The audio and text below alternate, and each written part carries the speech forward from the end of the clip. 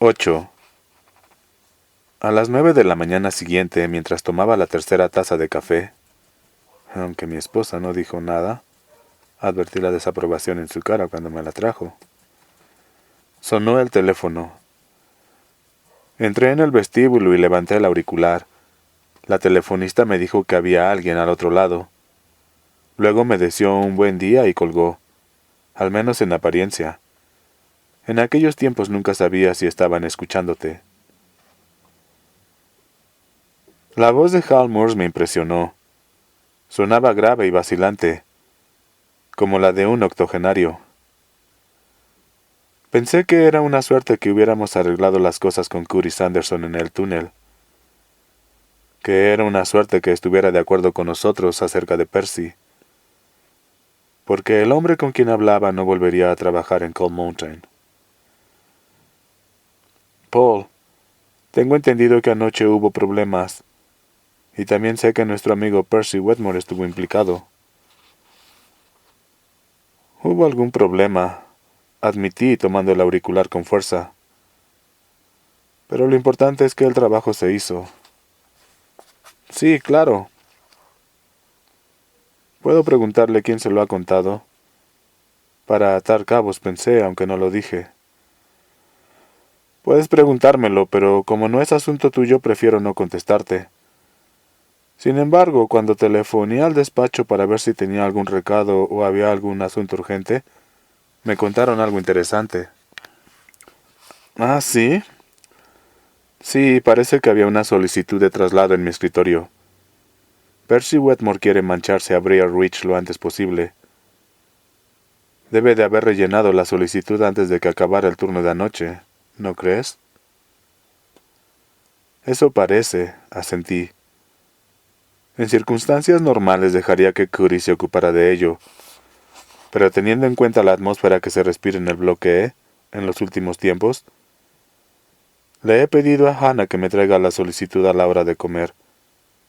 Ella ha aceptado amablemente. Aprobaré la solicitud y la enviaré a la capital esta misma tarde. Creo que Percy se marchará en un mes, quizá antes incluso.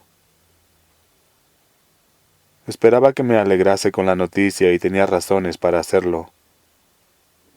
Robaría tiempo del cuidado de su esposa para ocuparse de un asunto que en otro caso podría llevarse 6 meses. A pesar de las relaciones de Percy. Sin embargo, sentí un vuelco en el corazón. ¿Un mes? Aunque quizá diera igual. La llamada me libraba del deseo perfectamente natural de esperar antes de realizar un acto arriesgado. Y lo que pensaba en aquel momento era que era realmente arriesgado. En casos como ese, a veces es mejor precipitarse antes de perder el valor. Si teníamos que vernoslas con Percy, eso, suponiendo que los demás estuvieran de acuerdo con mi locura, es decir, suponiendo que pudiera hablar en plural, mejor hacerlo aquella misma noche. ¿Estás ahí, Paul? Susurró como si hablara para sí. Demonios, creo que se ha cortado la comunicación. No, estoy aquí, Hall. Es una gran noticia. Sí, asintió, y otra vez pensé que hablaba como un viejo, o al menos como una persona muy frágil. Ah, ya sé lo que piensas. No, alcalde, pensé. Ni en 1.000.000 de años podría imaginar lo que pienso. ¿Piensas que nuestro amigo seguirá allí para la ejecución de Coffey? Es probable porque está prevista antes del Día de Acción de Gracias. Pero siempre puedes ponerlo en el cuarto de los interruptores. Nadie protestará, ni siquiera él, según creo. Lo haré, dije. ¿Y cómo está Melinda? Se produjo una larga pausa tan larga que, de no ser por el ruido de la respiración de Hall del otro lado de la línea, esta vez habría sido yo quien pensara que se había cortado la comunicación. Cuando habló lo hizo con voz mucho más baja. Se está hundiendo, dijo. Hundiendo. La palabra que usaban en otros tiempos para evitar decir que alguien se moría. aunque dando a entender que comenzaba a alejarse de la vida. Los dolores se han calmado un poco, al menos por el momento. Pero no puede caminar sin ayuda, no puede sostenerse, no puede sostener las cosas. Se hace pis en la cama. Siguió otra pausa, y Hal volvió a bajar la voz para pronunciar algo que sonó como... Dice. ¿Qué dice, Hal? Pregunté con el entrecejo fruncido.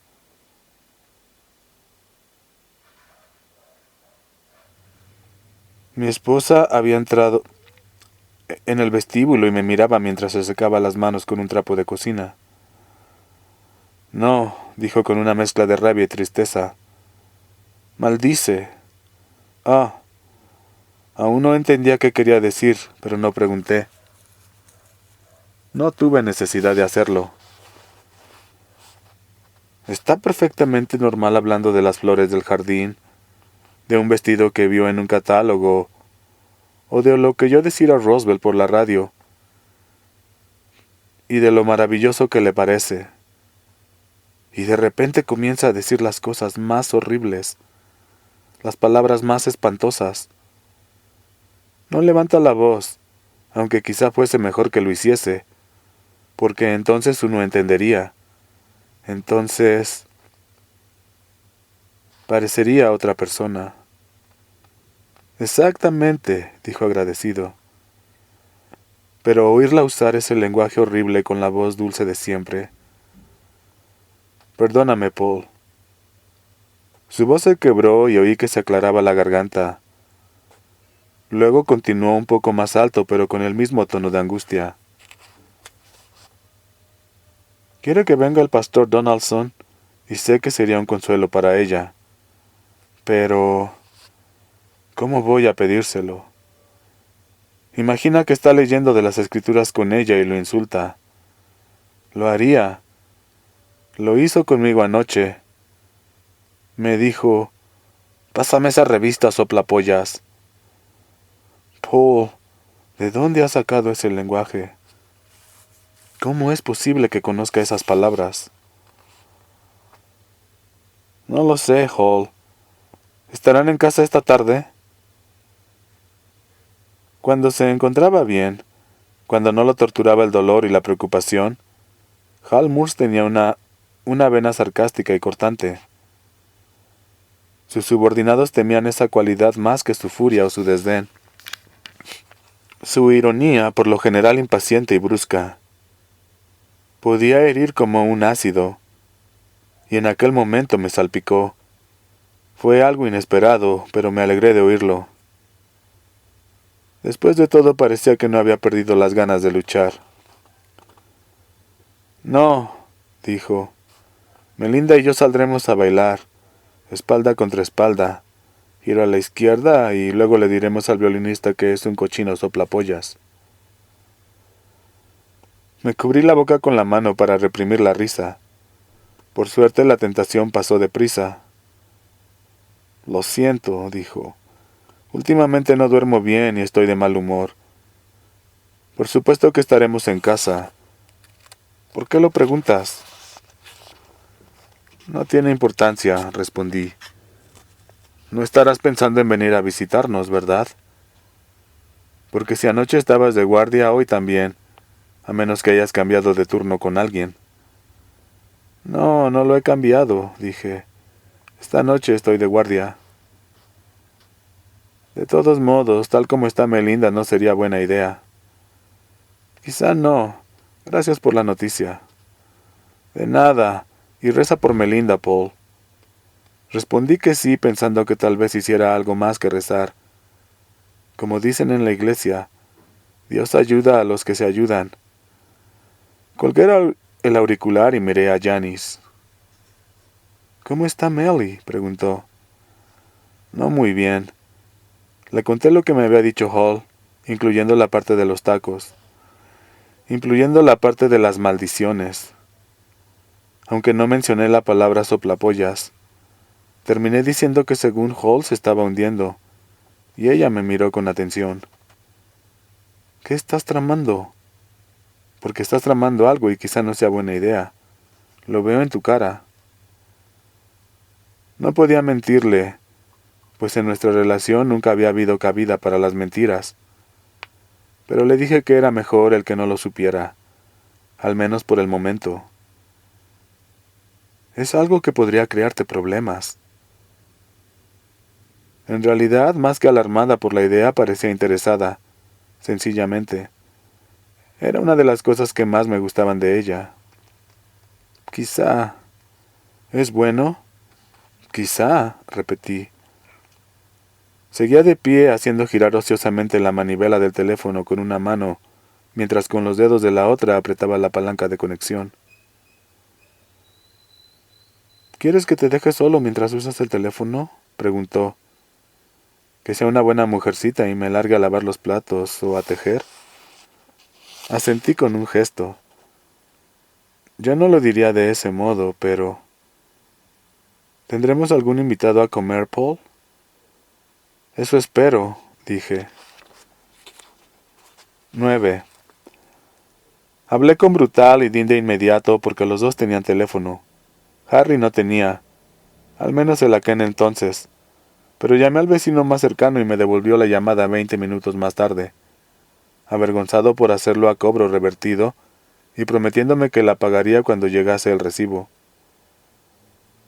Le dije que hablaríamos de eso en su momento, y lo invité a comer en casa.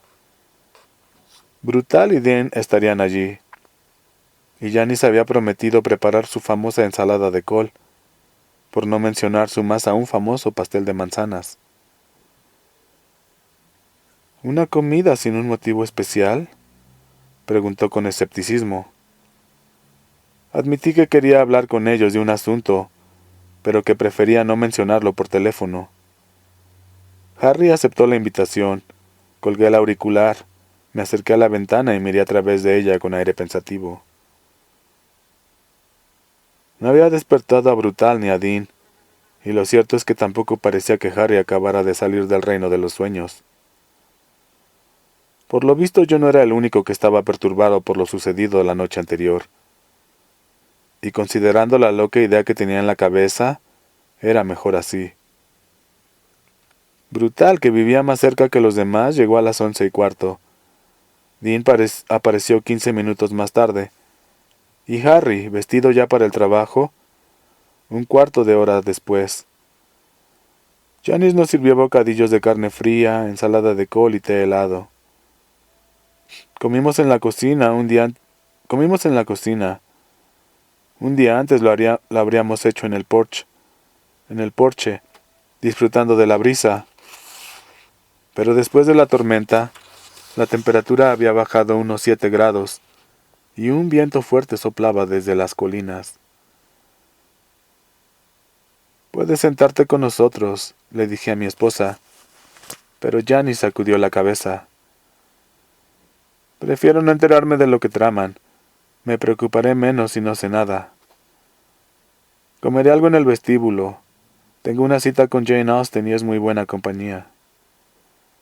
«¿Quién es Jane Austen?», preguntó Harry cuando mi esposa se hubo marchado. «¿Una pariente tuya o de Janice?» «¿Una prima? ¿Es guapa?» «Es una escritora, tonto», dijo Brutal. «Murió antes de que Betsy Ross confeccionara la primera bandera americana». «Oh». Harry parecía avergonzado. «No leo mucho, solo manuales de radio». «¿En qué estás pensando, Paul?», preguntó Dean. «En primer lugar en John Coffey y en Cascabel». Su sorpresa no me extrañó. Creo que estaban convencidos de que iba a hablarles de Delacroix o de Percy, o quizá de ambos. Miré a Dean y a Harry. Lo que ocurrió con Cascabel, lo que hizo Coffey, todo fue muy rápido. No sé si llegaste a tiempo para ver lo destrozado que estaba el ratón. Dean negó con la cabeza. «No, pero vi la sangre en el suelo». Me volví hacia Brutal, que dijo: «Ese hijo de puta de Percy lo aplastó. Debería haber muerto, pero no lo hizo». Coffee lo salvó de algún modo. Lo curó. Sé que suena absurdo, pero lo vi con mis propios ojos. También me curó a mí. Y yo hice algo más que verlo. Lo sentí. Les conté lo de mi infección urinaria, cómo había recrudecido, el sufrimiento que me había causado. Señalé por la ventana la pila de leños donde me había sostenido la mañana que había caído de rodillas a causa del dolor. Cómo había desaparecido por completo después de que Coffee me tocara. Añadí que no había vuelto a aparecer. No me llevó mucho tiempo contar mi historia, y cuando terminé, todos reflexionaron en silencio mientras comían los bocadillos. «Le salen unas cosas negras de la boca», dijo Dean por fin, «como mosquitos». «Es verdad», asintió Harry. «Al principio eran negros, aunque luego se volvieron blancos y desaparecieron». Miró alrededor con aire pensativo. «Es como si hubiera olvidado todo hasta que tú me lo recordaste, Paul. ¿No es extraño?» «No tiene nada de extraño», dijo Brutal. «Creo que es lo que suele hacer la gente cuando no alcanza a entender algo. Olvidarlo. No sienta bien recordar cosas que no se entienden». «¿Y qué pasó contigo, Paul?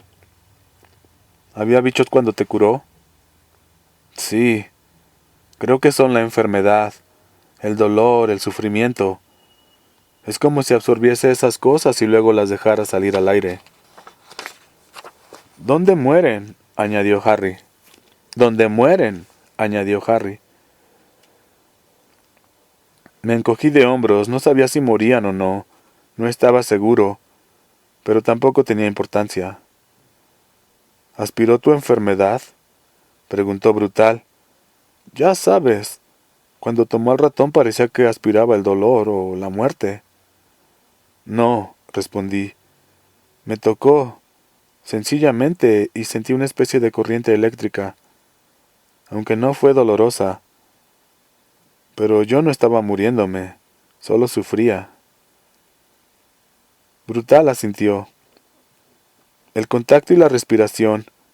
Los predicadores siempre hablan de eso». «Alabado sea Jesús el Señor Todopoderoso», apostillé. «No sé si Jesús tendrá algo que ver», dijo Brutal, «pero creo que John Coffey tiene poderes». «De acuerdo», terció Dean.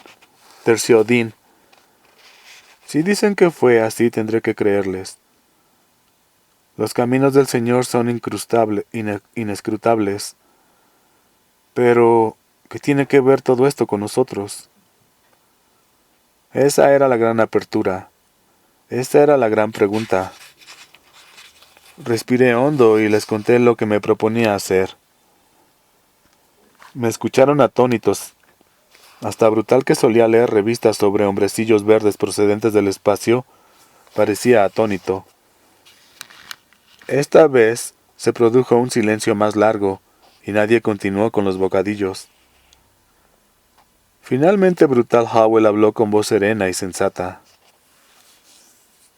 «Si nos pillan, perderemos el empleo, Paul, y tendríamos suerte si eso fuera todo. Probablemente acabaríamos en el bloque A como huéspedes del Estado, haciendo billeteros y duchándonos de a dos». «Sí», dije, «es probable». «Entiendo cómo te sientes», continuó. «Conoces a Moores mejor que cualquiera de nosotros. Además de nuestro jefe, es nuestro amigo, y sé que aprecias mucho a su esposa». «Es la mujer más encantadora del mundo», dije, «y significa mucho para él». «Pero no la conocemos tan bien como tú y Janice», dijo Brutal. «¿Verdad, Paul?» «Si la conocieran les caería bien», dije. «Al menos si la hubieran conocido antes de que enfermara. Hace muchas cosas por la comunidad.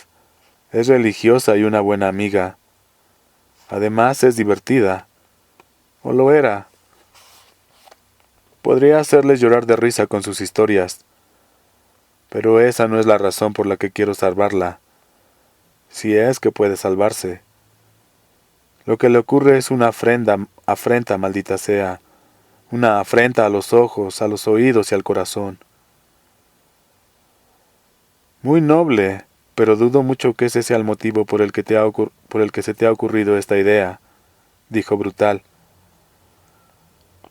Creo que tiene que ver con Dell, que quieres equilibrar la balanza de algún modo. Tenía razón, claro que sí. Conocía a Melinda Moores mejor que los demás, pero quizá no lo suficiente para arriesgar nuestros empleos, o incluso nuestra libertad, o mi propio trabajo, y mi libertad. Tenía 2 hijos adultos y lo último que deseaba en el mundo era que Janice tuviese que escribirles, diciendo que su padre sería sometido a juicio por... ¿Por qué? No estaba seguro, probablemente por alentar a consentir un intento de fuga. Pero la muerte de Delacroix había sido la experiencia más desagradable, más perversa de mi vida. No de mi vida laboral, sino de toda mi vida. Y yo había participado en ella. Todos los habíamos hecho al permitir que Percy Wetmore permaneciera en el bloque E, cuando sabíamos que no estaba en condiciones de trabajar en un sitio semejante. Le habíamos hecho el juego. Hasta el alcalde Moores tenía parte de responsabilidad. Sus sesos se freirían tanto si forma parte del equipo como si no, había dicho. Y quizá tuviera razón, teniendo en cuenta lo que había hecho el francés. Pero Percy había hecho algo más que freírle los sesos. Le había hecho saltar los ojos de las órbitas y le había quemado la cara. ¿Y por qué? ¿Porque Delacroix había asesinado a media docena de personas? No, porque Percy se había meado en los pantalones y el pequeño francés había tenido el atrevimiento de reírse de él. Todos habíamos tenido arte y parte en un acto monstruoso, y Percy iba a salir impune. Se iría a Briar Ridge feliz como una almeja cuando sube la marea, y allí encontraría un asilo lleno de lunáticos, con los que ejercitar a gusto su crueldad. No podíamos hacer nada al respecto, pero quizá no fuera demasiado tarde para lavarnos la mierda de las manos. En mi iglesia no hablaban de equilibrar la balanza, sino de redención, dije, pero supongo que es más o menos lo mismo. ¿De verdad crees que Coffey podría salvarla?, preguntó Dean en voz baja, asombrado. ¿Qué piensas que haría? ¿Aspirar el tumor de su cabeza como si fuera el hueso de un melocotón? Creo que podría. No estoy seguro, desde luego, pero después de lo que hizo conmigo y con Cascabel... Es cierto que el ratón estaba en las últimas, dijo Brutal. Pero, ¿lo haría?, murmuró Harry. ¿Lo haría? Si puede, lo hará, respondí. ¿Por qué? ¿Por qué? Coffey ni siquiera la conoce. Porque es lo que hace. Es lo que Dios lo ha mandado a hacer. Brutal nos recordó que olvidábamos algo. ¿Y qué hay de Percy?, preguntó. Entonces le conté que se me había ocurrido al respecto. Cuando terminé, Harry y Dean me miraban asombrados, pero Brutal esbozaba una reticente sonrisa de admiración. Muy audaz, hermano Paul, dijo. Te juro que me has dejado sin habla. Sería genial, susurró Dean, y a continuación soltó una carcajada y aplaudió como un niño. ¡Hurra, hurra, hurra! Deben recordar que Dean tenía especial interés en la parte del plan que involucraba a Percy, pues éste lo había puesto en peligro de muerte al quedarse paralizado durante el ataque de Wharton. Sí, pero... ¿qué pasará después?, preguntó Harry. Parecía reacio a aceptar el plan, pero su mirada lo delataba. Sus ojos brillaban como los de alguien que quiere que lo convenzan. ¿Qué pasará? Dicen que los muertos no hablan, rugió Brutal. y lo miré rápidamente para comprobar que bromeaba. Creo que mantendrá la boca cerrada, dije. ¿De veras? Dean parecía escéptico. Se quitó las gafas y comenzó a limpiarlas. Convénzanme. En primer lugar, no sabrá qué ha ocurrido. Creería que todo ha sido una broma. En segundo lugar, y lo más importante, tendrá miedo de hablar. Cuento con ello. Le diremos que si empieza a escribir cartas o a hacer llamadas telefónicas, nosotros también escribiremos cartas y haremos unas cuantas llamadas. Sobre la ejecución, concluyó Harry. Y sobre cómo se quedó paralizado cuando Wharton atacó a Dean, dijo Brutal. Creo que lo que más le asusta es que la gente se entere de eso. Asintió con un gesto lento y pensativo. Podría funcionar, pero ¿no tendría más sentido llevar a la señora Moores a Coffee que Coffee a la señora Moores, Paul? Podríamos ocuparnos de Percy tal como lo has planeado y luego traerla a ella por el túnel en lugar de sacar a Coffee por allí. Nunca, dije sacudiendo la cabeza, ni en 1.000.000 de años. ¿Por el alcalde Moores? Sí, es tan escéptico que a su lado el incrédulo Tomás parecería Juana de Arco. Si llevamos a Coffee a su casa, lo sorprenderemos, y creo que podremos conseguir que Coffee haga algo. De lo contrario... ¿Qué vehículo pensabas usar?, preguntó Brutal. Primero pensé en la diligencia, pero supongo que no podríamos salir sin que lo advirtiesen. Además, todo el mundo la conoce en 30 kilómetros a la redonda. Supongo que tendríamos que usar mi Ford. Piénsalo mejor, dijo Dean mientras volvía a ponerse las gafas. No podrías meter a John Coffey en tu coche aunque lo desnudaras, lo cubrieras de mantequilla y lo empujaras en un calzador. Estás tan acostumbrado a verlo que has olvidado lo grande que es. No tenía respuesta para eso. Aquella mañana había concentrado casi toda mi atención en el problema de Percy y en el obstáculo menor, aunque considerable, de Bill Wharton. Ahora me daba cuenta de que transportar a Coffey no iba a ser tan sencillo como creía. Harry Terwilliger tomó el resto de su segundo bocadillo, lo miró por un segundo y volvió a dejarlo.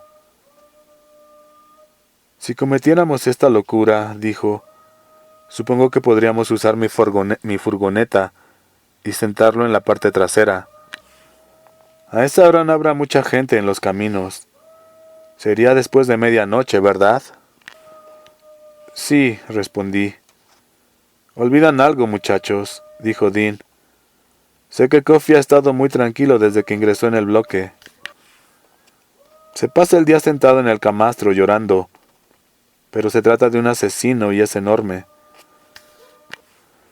Si decidiera escapar de la furgoneta de Harry, solo podríamos detenerlo disparándole, y a un tipo como este habrá que dispararle varias veces para matarlo, aunque usemos una 45.